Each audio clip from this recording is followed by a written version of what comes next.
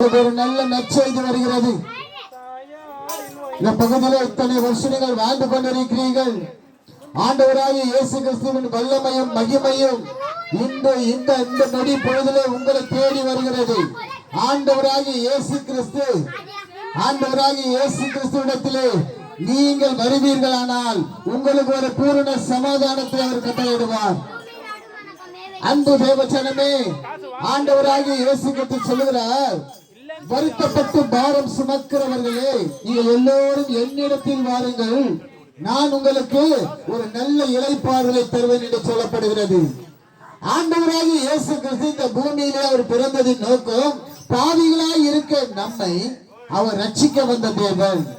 நம்முடைய வாழ்க்கையில இந்த வாலிப பருவத்திலே எத்தனை பாவங்கள், எத்தனை சாபங்கள், எத்தனை போதை வஸ்திரங்கள், இது யார் நம்மை விடுவிப்பார்கள்? ஆண்டவர் ஆகிய இயேசு கிறிஸ்துவிடத்திலே நாம் உண்மையாய் அவரை நம்ம தேடுகிற பொழுது அவர் நம்மை ஒருபோது அவர் கைவிட மாட்டார். அவர் நேற்றும் என்றும் என்றும் என்றென்றும் அவர் மாறாத தேவனாய் இருக்கிறார். அவர் சொல்லுகிறார், நான் உன்னை விட்டு விலகுவதும் இல்லை, உன்னை நான் கைவிடுவதும் இல்லை என்று. தாய் தகப்பன் கைவிட்டு விடுவார்கள், சொந்த பந்தங்கள் கைவிட்டு விடுவார்கள், கூட பிறந்த அண்ணன் தம்பிகள் அக்கா தங்கை எல்லாம் கைவிட்டு விடுவார்கள். ஆனால் கைவிடாத ஒரே தேவன், ஜீவனுள்ள தேவன் யார் என்றால் ஆண்டவராகிய உலக ரட்சகராகிய இயேசு கிறிஸ்து ஒருவர் தான். இந்த அருமையான மாணவர்களிலே நீங்க நினைக்கலாம், எனக்கு யாருமே இல்லையே, எங்கள் வசதி வாய்ப்புகள் இல்லையே, என் சரீரத்தில் அநேக வியாதிகள் இருக்கிறது, நான் என்ன செய்வேனோ என்று.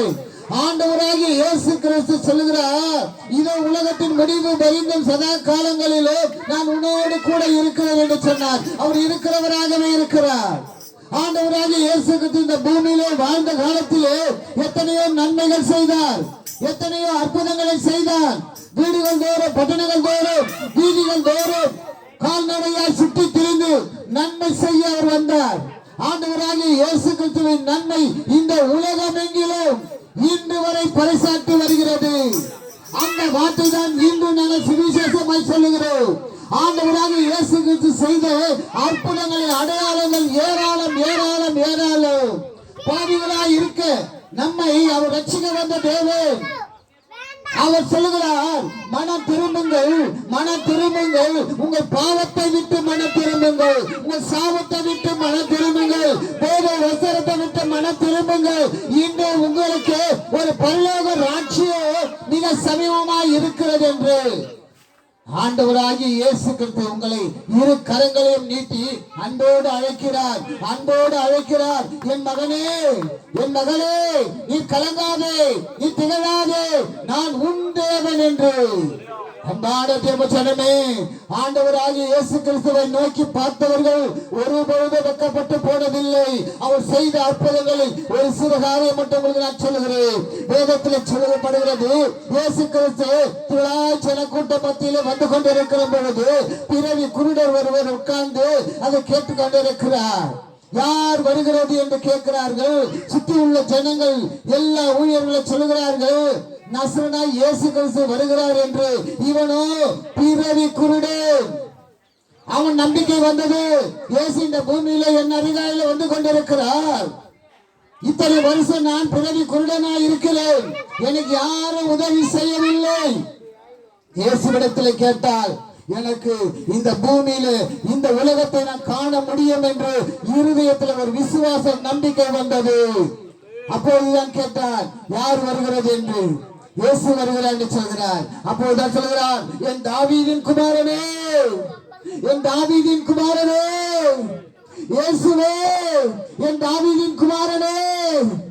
மீண்டும் மீண்டும் சத்தத்தை உயர்த்தி கேட்கிறான், எனக்காக மனம் இறங்கல். இயேசு கிறிஸ்து அவ்வளவு கூட்ட மத்தியிலும் அந்த பிறவி குருடன் கூப்பிடுவதை கேட்டு அந்த எருதி அந்த அருகில வந்து நின்று ஊற்று பார்க்கிறார். நான் உனக்கு என்ன செய்ய வேண்டும்? இன்னைக்கு உங்களுடைய குடும்பத்துல எத்தனை வருத்தத்துல இருக்கிறீங்க, எத்தனை பாரத்துல இருக்கிறீங்க, எத்தனை வியாதியில இருக்கிறீங்க, எத்தனை கடன் பிரச்சனையில இருக்கிறீங்க, உங்களுக்கு என்ன உதவி செய்ய வேண்டும்? இயேசு உங்களை தேடி, உங்கள் இல்லங்களை தேடி, உங்கள் உள்ளங்களை தேடி அவர் வர ஆயத்தமா இருக்கிறார். நீங்கள் விசுவாசிக்கிறீர்களா? நீங்கள் விசுவாசிக்கிறீர்களா? இயேசு எனக்கு வேணும், இயேசு எனக்கு வேணும்.